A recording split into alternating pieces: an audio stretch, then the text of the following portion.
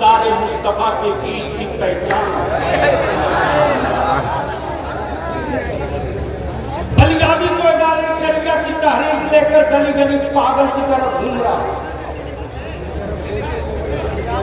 सवाल है मेरे नबी के नामूस और इज्जत की। हम अपनी जान से समझौता कर सकते हैं, नबी की अजमत से समझौता कभी नहीं करने देंगे।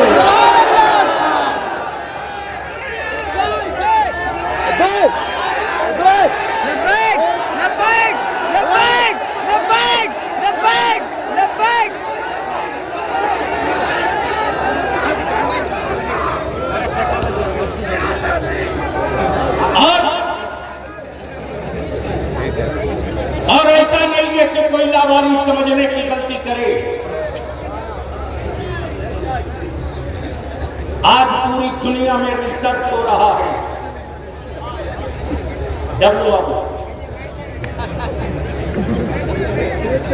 सबसे कम पढ़ा लिखा मुसलमान है। सच्चर कमीशन की रिपोर्ट कहे कि दलितों से बदतर मुसलमान है।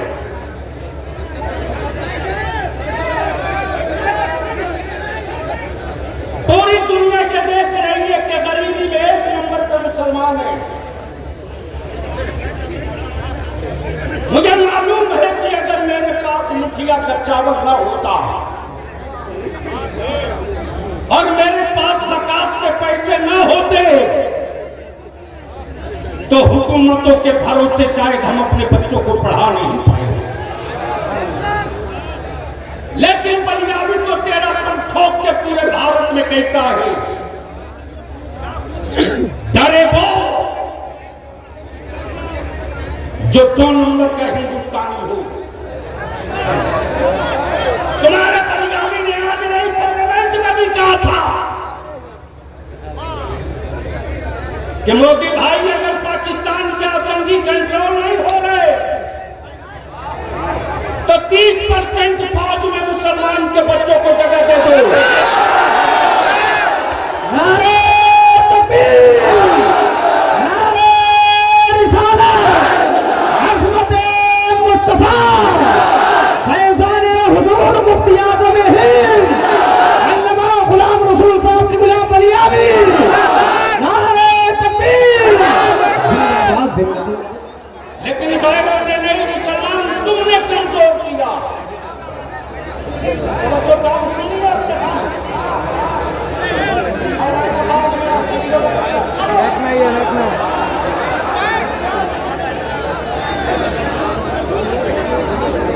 जो लोग आ गए हैं जल्दी बैठ जाए, जगह ले लीजिए।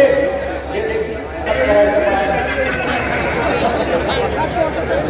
ये फेसबुकिया मुकर्री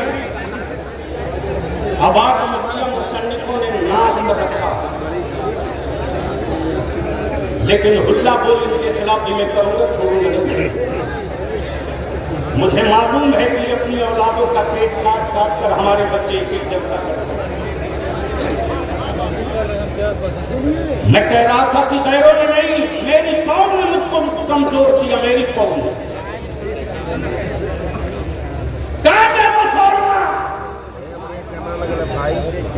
क्या वो तेरे हमदर्द, जब 3 तलाक पर तूफान आया था तो कोई नहीं था, लेकिन तेरे बलियाबी ने इसकी फिक्र नहीं की कि जब पतली जान किससे टकरा रही है। भारत के संविधान में सबको अपने धर्म के मुताबिक जीने का, मरने का, दफन होने का, शादी का, ब्याह का राइट थे। सबके लिए अलग अलग लॉ बना हुआ है, कानून। सिख लॉ भी है, जैन लॉ भी है, बुद्धिस्ट लॉ भी है, हिंदू लॉ भी है, मुस्लिम लॉ भी है। लेकिन आज तक किसी अदालत में किसी धर्म के कानून के खिलाफ कोई खंजर नहीं चलाया। लेकिन जिसे देखो वही मेरे नबी की शरीयत पे खंजर मारना। इसको रोकने का भी इंतजाम बलिया भी कर लिया इदारे शरीयत।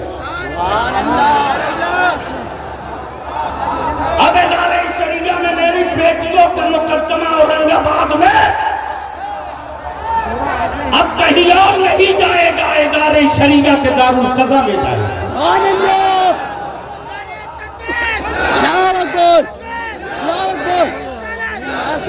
नारा मत लगाओ बेटे, नारा मत लगाओ, आवाज बलियाबी का दर्द सुन लो। आज तेरा बलियाबी बुखार में खड़ा है, शायद ये जोगिया की आखिरी तकरीर हो। मैंने जवानों के चेहरे देखे हैं श्री, वरना इससे बड़े बड़े मजमे को तेरा बलियाबी रोज देखता। आए हो अपने घर बार छोड़ करके तो कुछ पैगाम लेकर जाओ। मैंने इदारे शरीयत की तहरीक बेदारी निकाली और आपसे भी कह रहा हूं कि पार्टियों के झंडे लेकर बहुत निकले हो, नामों से रिसालत का झंडा लेकर निकलना पड़ेगा। ईद बात फिर शुरू हो रही है हलीम भाई, वो तहरीक रुकेगी नहीं। जिसको जब जी में आवे तब मेरे बच्चों को आतंकवादी कह के जेल में डाल दे। 25 साल 30 साल 20 साल जेल की सलाखों में मेरे बच्चों को तड़पाया जाता। 25 साल के बाद मेरे बच्चे बाइज्जत बरी होते। हलीम साहब, वो कड़वा वोट मैंने दिया है। कबलू बाबू, इसी बिहार में एक बच्चा आत्महत्या कर लिया, उसके बाप को आतंकवादी कहकर जेल में डाला गया।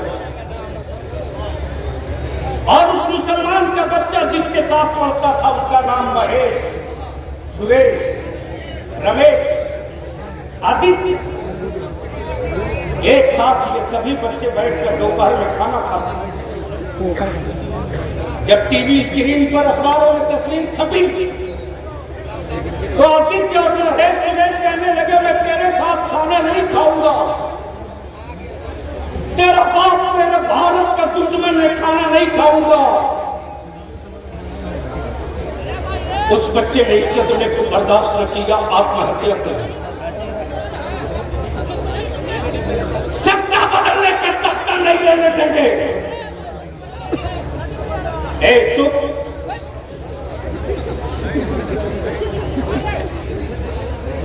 तुम साथ रहो ना रहो, तेरी नस्लों की आवाज उठाते रहो। जहेज की लानत ने मेरी बेटियों को बोझ बना दिया। महंगी शादियों ने मेरी बेटियों की आबरू छीन ली। मिशन और तहरीक हो जाएगा, अभी पीछे रखवा दिया।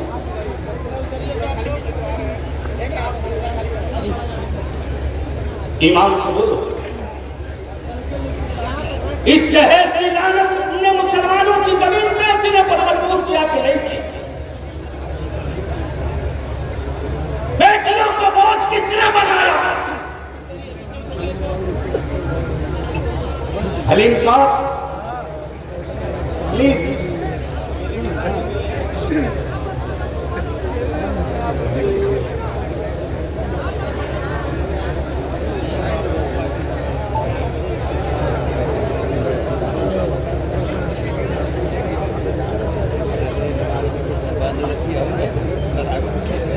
हो गया हुआ समय।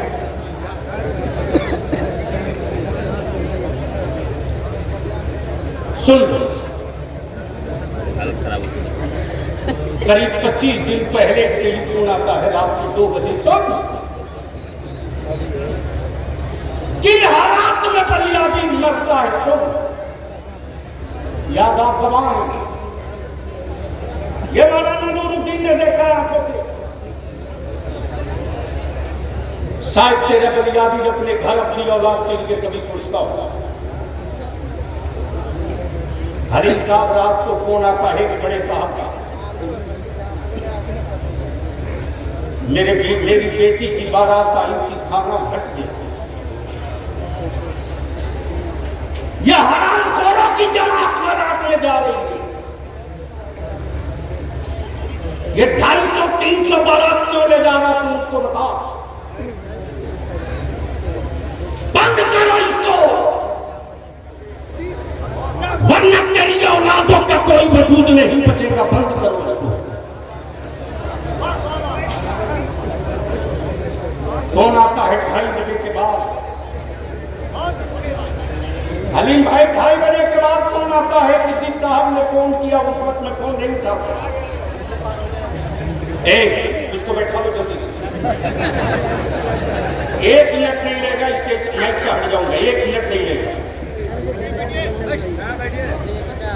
जब तेरा बलिया भी खड़ा होता है ना तो मुल्क सुनता है, मुल्क। और तेरे बलियाबी के दोस्तों से ज्यादा दुश्मन सुनते हैं। जब करबला के नाम से लोगों को इतना डर है तो करबला वाले निकल जाएंगे तो जमाना क्या करेगा।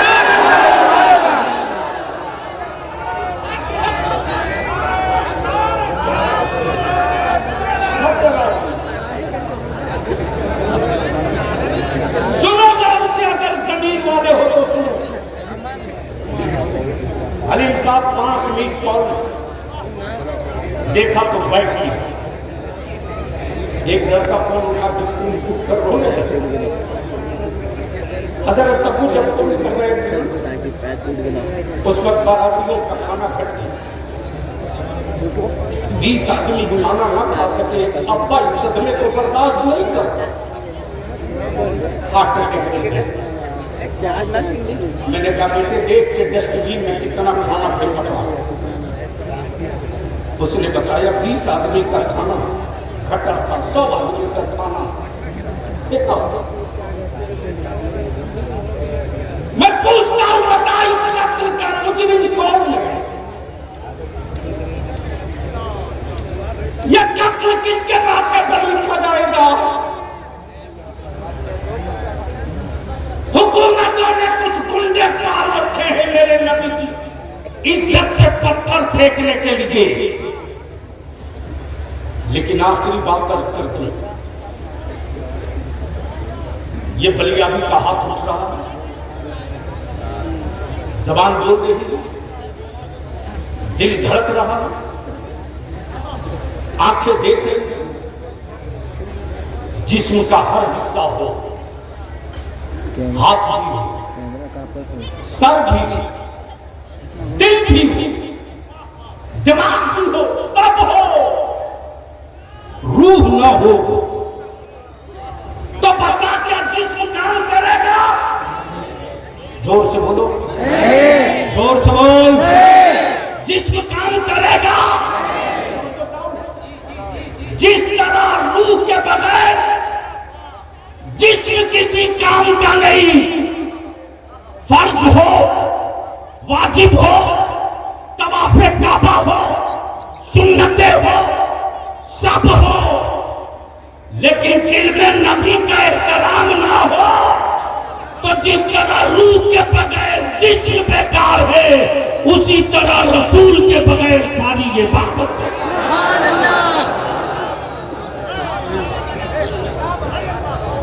अब मैं आपसे पूछूं, आज भी रिसर्च हो रहा है कि गरीबी में सबसे ज्यादा आगे मुसलमान हैं, अनपढ़ों में सबसे बेसी मुसलमान। और हैरत की बात है, स्ट्रक्चर कमीशन की रिपोर्ट सब बेईमानों ने इलेक्शन में दिखाया, सबने दिखाया। लेकिन वोट लेने के बाद कभी ये नहीं सोचा कि आखिर ये गरीबी दूर कैसे हो, मुसलमानों के बच्चे पढ़ेंगे कैसे। इसके लिए हम आपसे विनती करके कहेंगे, हाथ जोड़ के कहेंगे, जितने गांव से आए हो और अब तो तहरीक चल पड़ी है इदारे शरिया की, बारातें वापस लौटाना शुरू कर दिया मेरे जवानों ने। अभी 16 बारात वापस लौटाया मेरे जवानों ने। डीजे बाजा नाच गाना पटाखे के साथ बारात आ रही थी। जमुई में जवान खड़े हो गए चट्टान की तरह कि अब मेरे गांव में कोई बाजा बजा कर बारात नहीं आएगी, मुस्तफा की नाक पढ़ते बारात आएगी, बाजा नहीं। ये तहरीक चल पड़ी है दादी शरिया की। हम आपसे विनती करके कहेंगे मत 3 टाइम खाओ, 2 टाइम खाओ, मत अच्छा मकान बनाओ, टोटी खाट पे सो जाओ, बंद करो बेटों को कीमती मोबाइल दिलाना। इस मोबाइल के डब्बे ने मेरे घर की बेटियों की इज्जत हल्की कर दी। किसी बाप की औकात है जो अपने बेटा या बेटी का मोबाइल चेक कर ले? आवारगी के किस राह पे बेटों को डाल रहे हो? बंद करो इसको। निकाह को सस्ता करो और उसी पैसे को बचाकर अपनी औलादों को पढ़ाओ। इसका असर तुझको 2-4 साल में नहीं दिखेगा, इसलिए कि पेड़ लगने के बाद फल का इंतजार करना पड़ता है और उसी पेड़ से फल निकलता है जिसे आदमी लगा है। बंदरों के लगाए हुए पेड़ों से कभी फल नहीं निकलता,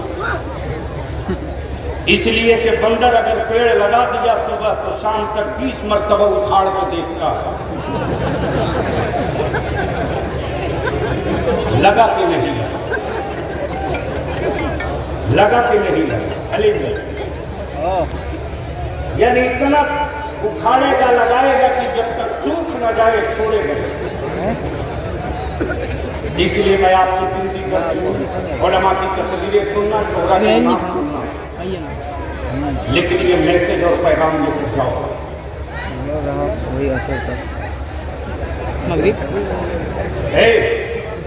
कार्ड वाले अब तक कहाँ थे? तुम बैठे कौन कहा? बोल दो सारा मजमल लब्बैक या रसूल अल्लाह, जोर से बोल लब्बैक या रसूल अल्लाह, लब्बैक या रसूल अल्लाह।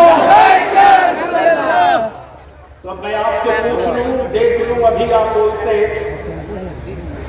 जैनुल आबिदीन पढ़ रहे थे और लोग भी पढ़े थे, उछल रहे थे। मैं भी थोड़ा थर्मामीटर लगा के देख लूं कि जिंदगी है या मरी लाशें इकट्ठा है। बोलो जहेज बंद होना चाहिए कि नहीं बंद होना चाहिए?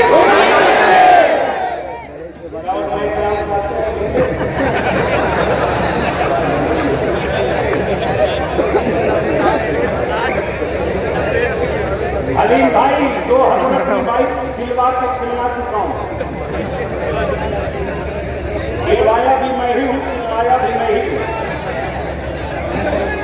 प्लीज जो जहां है वही रहने दो, हम मत बैठा लो, जगह नहीं। आखिरी बात सुनिए, आपने मुखिया का चावल और ज़कात से जो मदद की मदरसा जोगिया, क्या नाम है? सिराजुल मुस्लिमीन। माफ करना, ये दावा सच है, पीना पड़ेगा। जब कोई रोड नहीं, कोई सड़क नहीं, कुछ नहीं, तो गया से एक फकीर आता था जिसका नाम सिराज मिल्लत था, और उस फकीर ने जोगिया ही में नहीं,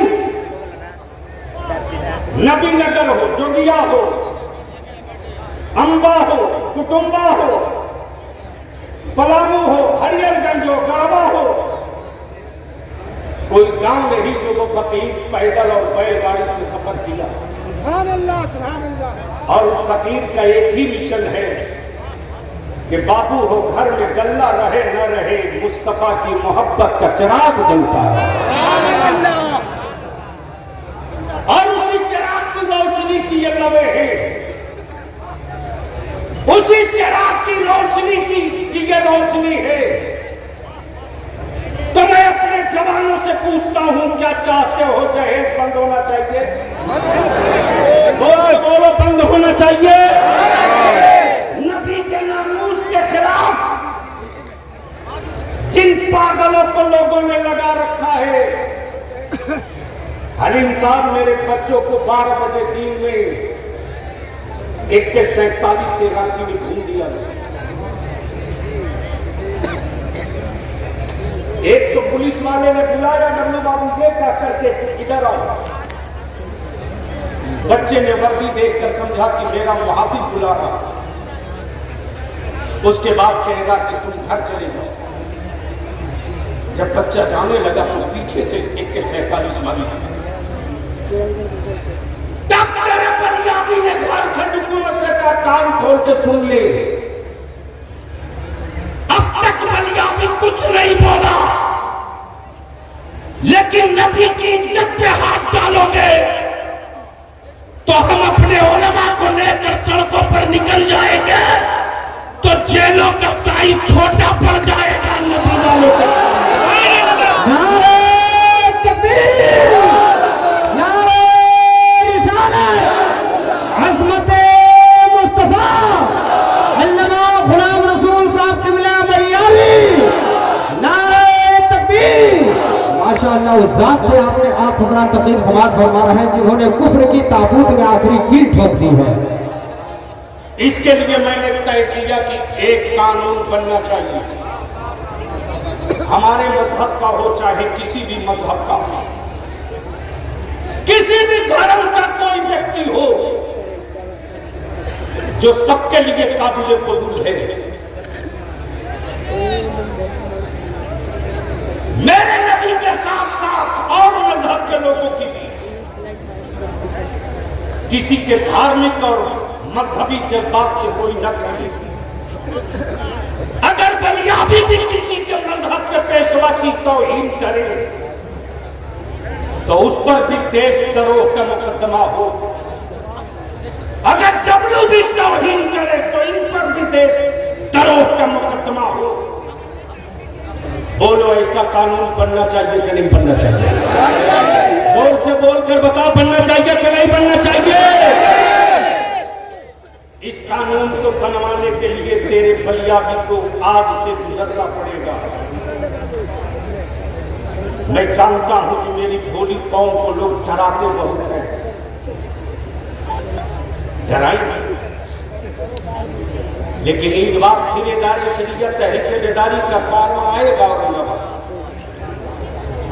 तो बोलो, नबी के इज्जत के लिए अगर तुझको बुलाया जाए तो निकलोगे कि नहीं निकलोगे? जोर से बोल कर बता, निकलेगा कि नहीं निकलेगा? अगर जेल का सफर करना पड़े तो जेल जाएगा कि नहीं जाएगा? संघर्ष करना पड़ेगा तो करेगा कि नहीं करेगा? बात ठहरेगी नहीं, आगे बढ़ेगी। हमारे बच्चों को अब जरूरत आ गई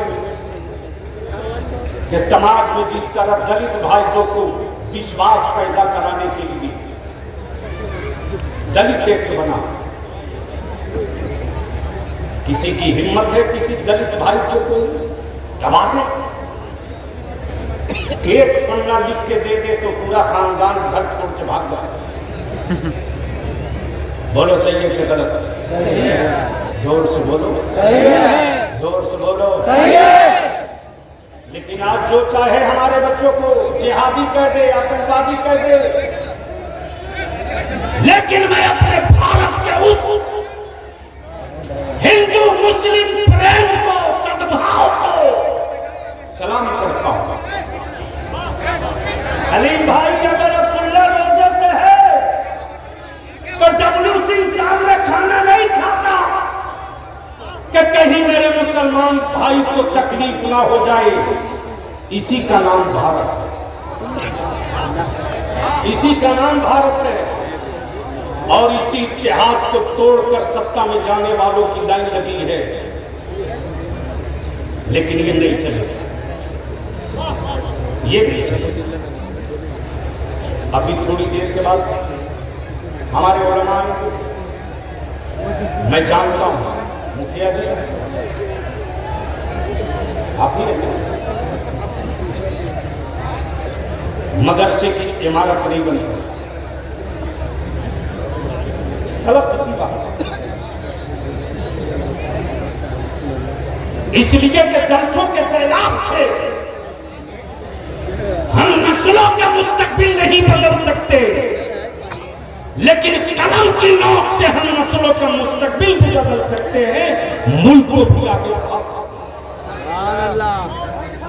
इसलिए आप हजरात की मेहनत और मुशक्कत से, आप हजरात के जज्बे जुनून और जज्बे सादिक को सलाम। दस्तारबंदी भी होगी, उलमा के मुक़द्दस हाथों से दस्तारबंदी भी होगी। आपका बलियाबी बुखार में सिर्फ इसलिए खड़ा हो गया, अगर आप जोगिया नहीं होता तो दुनिया की कोई ताकत बलियाबी को पटना से बाहर नहीं ले जाए। और बलियाबी तब के डर के किसी के सामने नहीं बात करते, इसलिए कि बलियाबी ने अपनी तकरीरों का सौदा नहीं किया।